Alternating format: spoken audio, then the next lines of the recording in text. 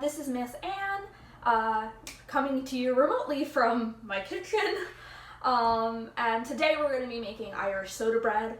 This recipe is from my mother and my grandmother, and it's the recipe that I grew up with that they would make every year for St. Patrick's Day. So we're going to learn how to make Irish soda bread. First things first, you will preheat your oven to 350. My oven is placed directly behind me, so it's already preheated. And you'll want to wash your hands as well before we begin. I just washed my hands before starting, so let's get started. My recipe calls for 3 cups of flour, which I have measured out, 3 full cups. So I'm just going to add it right into my bowl. Put that in the sink because I don't need a cup anymore. And 3 cups of flour. Okay. So then we're going to use, just go through our dry ingredients first, then wet ingredients. Our next thing that we're going to need is 1/4 of a cup. There we go. Of sugar. We want it a little bit sweet, at least the way my mother and my grandma makes it, it's a little bit sweeter. So let's do 1/4 of a cup. That's about right.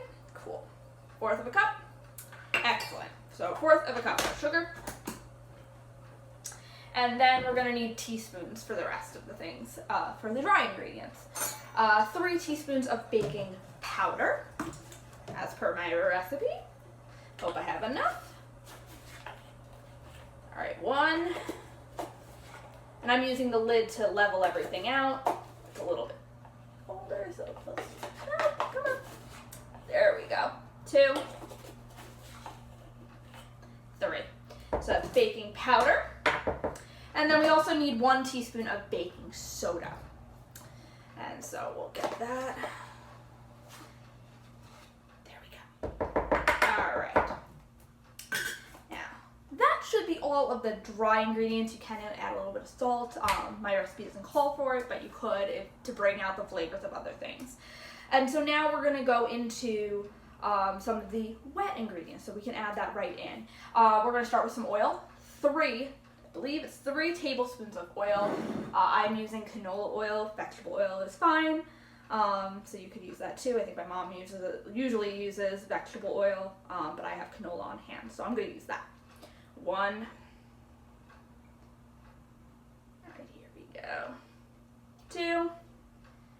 And last but not least, 3. Awesome. I'll use that as my garbage bowl. Excellent. All right, so next thing we'll add 2 eggs. And I have my eggs in my little Pyrex dish over here that I'm going to be using to put everything in. So we'll crack those eggs. 1. And I'll throw that out. And 2. Excellent. All right, and now if we go down my recipe, the last thing we're going to need is 1 1/4 cups of milk. It's specifically soured milk. Not many people have like buttermilk on hand. So what you can do is about 1 cup or so, a little bit more of milk. And what my mom does is she'll throw in a little bit of OJ, or I used lemon juice to sour it a little bit. So I have 1 1/4 cup here that I already measured out. And we're just going to throw that in. And it gives it like a nice tangy flavor. But yeah, you can use sour milk, buttermilk is another one, and anything you have on hand to sour it. I've used apple juice in the past as well. All right, so here we go. We're going to grab a spoon. I don't think I have one here, so I'm going to grab one in here. Perfect. And we're going to just mix everything together to make a nice smooth batter. And once it's smoothed, we are going to add it to a circular pan. I'm going to use my Pyrex container, and I'll spray it with some oil. So it does have to be greased. And then it will go into that hot oven, 350, for about 55 minutes. If you have a metal pan, it might be a little bit quicker than the Pyrex. So check it every 10 or so minutes. So I'm just going to keep on mixing this. And I'm going to come around, and I'll probably turn this off in a sec, and in a little bit, once this is all fully mixed, I'll be adding it to my greased pan. So let's mix this up. And while that's still incorporating, we'll grease our pan or our tin. There we go. I'm just using pan baking, you know. If you just have regular pan, that will work too. All right, so this is looking pretty good. If your batter is looking a little dry, you can add a little bit more milk, a little bit more of that OJ if you're using it, or lemon juice. It's a pretty forgiving recipe. This recipe does call for, as well as you could add, like, you know, raisins or craisins.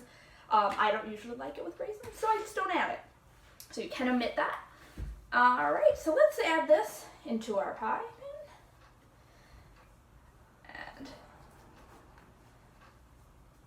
And feel free to also add like cinnamon if you wanted to, or something like that. I've done all of those things. Chocolate chips, weirdly enough, actually go in.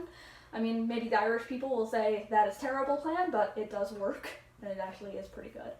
All right, so this is just about ready. You can smooth it out a bit, and then we'll throw that in the oven. So I'm gonna smooth this out. I'm gonna turn you guys off, and then when it's done, I'll show you what it looks like.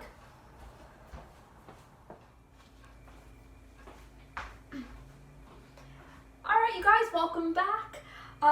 So my Irish soda bread has been resting for a little while. I took it out of the oven around 50 minutes. I think I checked it like a minute or two before just to see if it was done. I inserted a toothpick into the center and it came back clean, so that's how I know it's done. As you can see here, it has a nice golden brown top. It looks pretty well done, but on the inside it's quite delicious and fluffy.